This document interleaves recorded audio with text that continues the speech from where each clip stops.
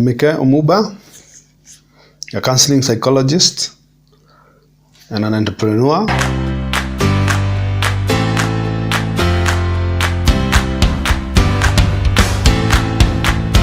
In our previous episode of the regrets of the old, I gave 2 points. One on being authentic and living an authentic life, and number 2 on taking risks and making sure that you don't allow fear to immobilize you as you're taking your risks. The other regret is for not being happy. I mean, happiness is not like a bus that comes. It is not something that will arrive. Happiness is here and now. Happiness is again looking at what is it that is going well for you.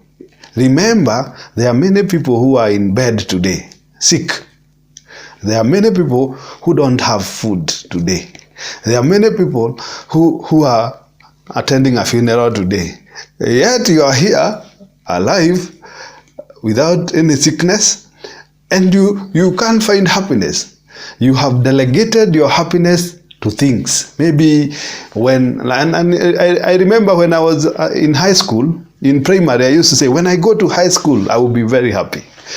When I get to college, university, I'll be so happy.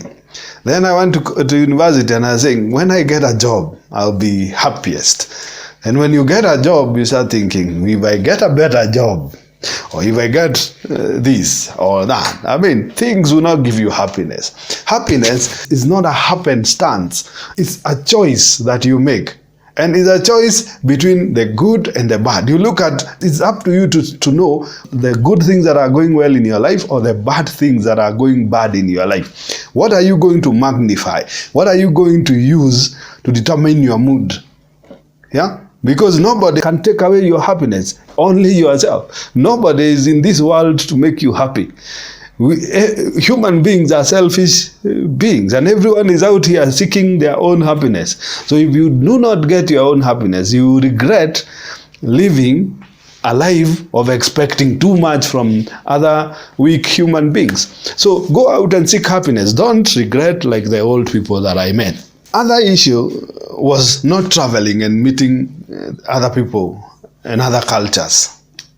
Now, when you travel around, you move around from, say, one town to another, you find different people, you find different cultures, and there's a way you get to learn from them, and you realize that human beings are the same at the bottom of everything. Apart from the few things that divide us, we are not different.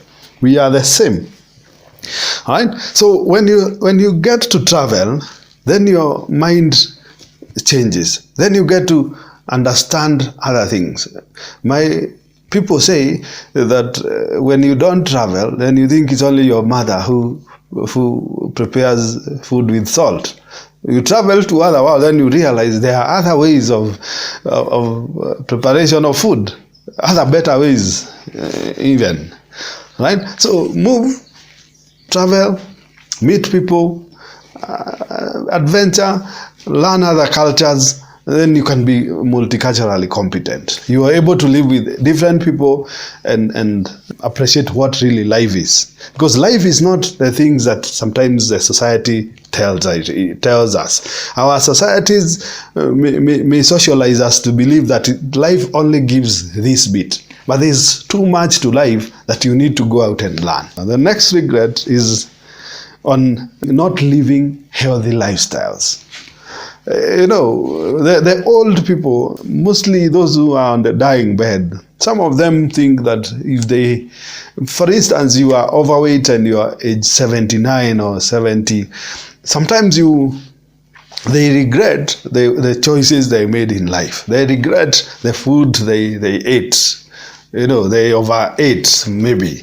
They regret not being active in life. They regret not taking care of their teeth.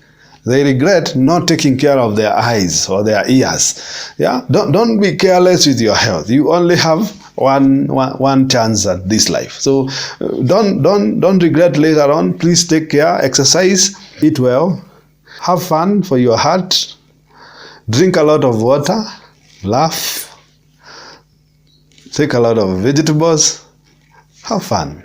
The other regret the old people have, I wish they listened when they were younger, was parental advice. Most of them say, my father kept on telling me to go back to school, to be serious with my academics, to do A, B, C, D, but I could not listen. If I listened to them, I was bright enough. I could have been a doctor. I could have been anything else. Yeah. So you want to look at your potential, not based on what your parents told you as a young person, but based on what you think about yourself, and challenge yourself to the optimum. Right? Like, is it the best you can achieve? Because chances for going back to school may not be there in future. Now that you have that chance, it's up to you. If you make it or break it, it's up to you. So, and you don't want to regret that when you are much older in your life. So that is a regret that, again, that kept on coming. Yeah. The other regret that they told me was the cultural inhibitions. Like, you are a lady, you are not supposed to do this, you are supposed to be married at 20 or 29, you are 30, as you're supposed to have the firstborn, you're supposed to, if you are divorced, it's your problem, if you are in an abusive relationship and you move out, then you are a bad person in the society. I mean, all those cultural inhibitions really do not count at the deathbed. You want to look at, did I do my best? Did I do what I wanted to do? And therefore, no culture or no socialization should tie anyone down to doing things that they do not want to do. If you are in an abusive relationship, move out. You are not a tree, you can move.